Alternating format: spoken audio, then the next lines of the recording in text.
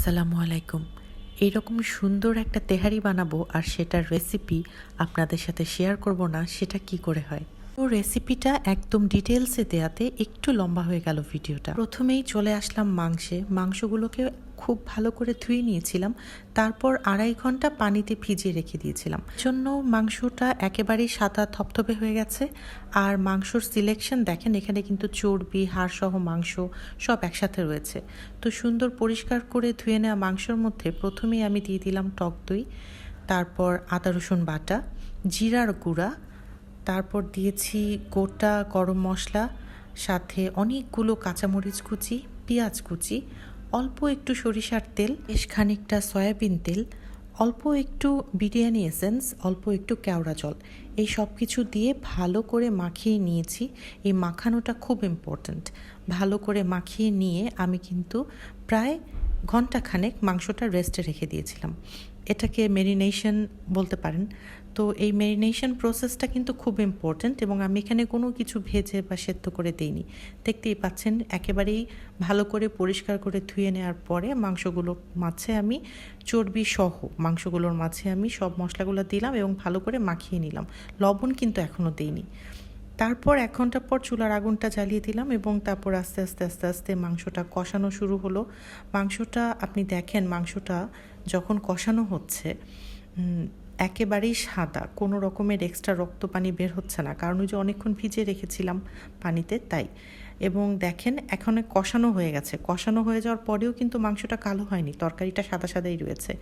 কষানো হয়ে গেলে যখন কষানোর পানিটা টেনে যাবে, তখন আমি এর মধ্যে 2 চা চামচ লবণ, 1 চা চামচ ঘি দিয়ে এটাকে ভালো করে ঢাকনা দিয়ে ঢেকে আমি সেদ্ধ হতে রেখে দিলাম মাংসটা। আর এদিকে বানিয়ে নিলাম আমার তেহারির মশলা। তো অল্প পরিমাণে মশলা আছে, শুধুমাত্র এলাচ, জয়ফল, জয়ত্রী এবং কালো গোলমরিচ। মাংস সিদ্ধ হয়ে গেলে নামানোর আগে দিয়ে এই মশলাটা আমি দেবো মাংসর মধ্যে, এবং পানিটা একদম শুকিয়ে এরকম তেল ভেসে উঠলে আমি মাংসটা নামিয়ে নেব। এদিকে একটা বড় পাতিলে আমি নিয়ে নিয়েছি যতটুকু চাল, তার ঠিক ডাবল পানি আমি এই পটটা এখানে ব্যবহার করছি, কারণ এটা সবার বাসায় কম বেশি থাকে। তার মধ্যে প্রথমেই দিয়ে দিচ্ছি গোটা গরম মশলা। এখানে আমি লং ব্যবহার করিনি, দিয়েছি শুধুমাত্র এলাচ, দারচিনি এবং তেজপাতা। 1 চা চামচ দিয়ে দিলাম কেওড়া জল, 1/2 কাপ দিয়ে দিলাম এখানে আমি সয়াবিন তেল, অল্প একটু পরিমাণে দিয়ে দিলাম লবণ।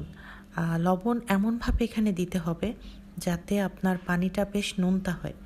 এখন যদি লবণটা কড়া হয়, তাহলে চাল দেওয়ার পরে চাল লবণটা শুষে নিবে এবং সমান সমান লবণ হবে।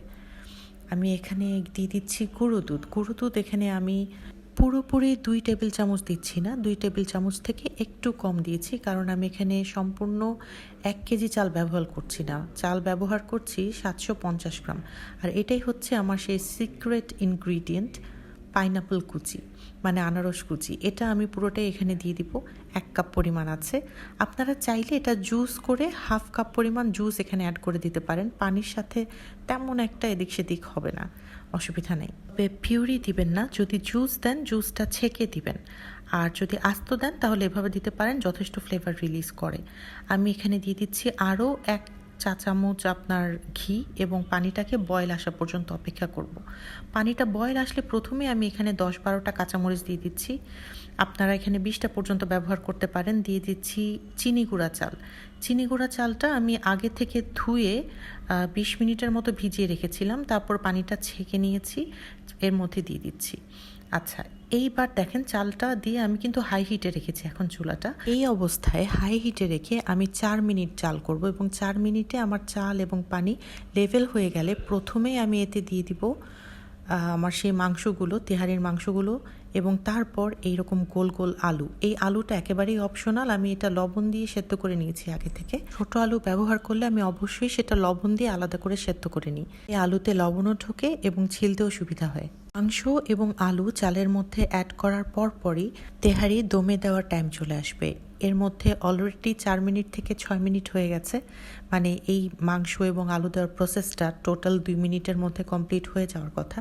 তারপর চুলায় একটা তাওয়া দিয়ে আমরা ডেকটাকে দমে দিয়ে দিব এবং 15 মিনিট খুব কষ্ট করে হলেও এভাবে সহ্য করব। আর যদি এরকম ঢাকনায় ছোটোখাটো ফুটো থাকে আমি লং দিয়ে সেটাকে বন্ধ করে দিই। মোটামুটি দাঁত কামড়ে 15 মিনিট সময় পার করার পরে আমরা প্রথমবার ডেকের ঢাকনাটা খুলব এবং দারুণ একটা স্মেল হিট করবে।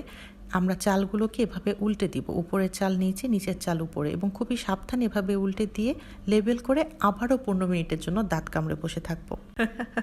দাঁত কামড়ে বসে থাকার কথা কেন বললাম? কারণ শুধুমাত্র রাঁধুনিরাই জানে যে এই সময়টা কতটুকু কষ্ট এই বিরিয়ানির ডেকটাকে হাত না দিয়ে চুপচাপ বসে থাকা। আর বসে থাকতে মনে না চাইলে আপনি দাঁড়িয়েও থাকতে পারেন, বিশেষ কোনো অসুবিধা নেই। দ্বিতীয়বার 15 মিনিট অপেক্ষার শেষে আমরা যখন ডেকটা খুলব তখন দেখব মোটামুটি চালগুলো সেদ্ধ হয়ে আসার কথা। যদি না হয় সেক্ষেত্রে আরও 15 মিনিট দমে দিতে হবে।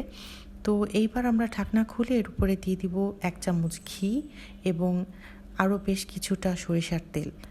এইটার স্মেলটাই কিন্তু শেষ পর্যন্ত আপনি যখনই ফ্রেশ বিরিয়ানিটা মুখে দিবেন পাবেন। এবং একটুখানি ভালো করে মিক্স করে দিয়ে আরও 2 থেকে 5 মিনিট দমে দিলেই আমাদের বিরিয়ানি একেবারেই খাওয়ার জন্য রেডি। পর্যায়ে ছোট্ট একটা টিপস হচ্ছে, আপনার রান্না শেষ হলে সাথে সাথে বিরিয়ানির ডেক কাটতে যাবেন না, 10 থেকে 15 মিনিট অপেক্ষা করবেন চুলা বন্ধ করার পরে। তাহলে আপনার চালগুলো ভর্তা হয়ে যাবে না। এবং এই যে দাঁত কামড়ে কিছুক্ষণ অপেক্ষা করালাম না, সেটার জন্যই কিন্তু বিরিয়ানিটা এমন ঝরঝরা হয়েছে, তা না হলে ভর্তা হয়ে যেত। আমাদের আজকের এই বিরিয়ানি থেকে কিন্তু একেবারে হাজির বিরিয়ানি স্টাইলের একটা ফ্লেভার আসছিল। ইনগ্রিডিয়েন্ট লিস্টটা নিচে লিখে দিচ্ছি, আপনারা সবাই কিন্তু এটা চিকেন, মাটন, বিফ যে কোনো কিছু দিয়েই ট্রাই করে দেখতে পারেন।